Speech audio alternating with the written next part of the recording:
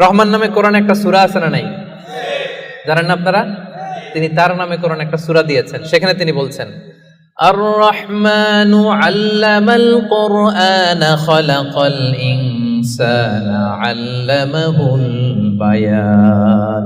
দয়াময় রহমান শেখালেন কোরআন, বানালেন ইনসান, শেখালেন বায়ান।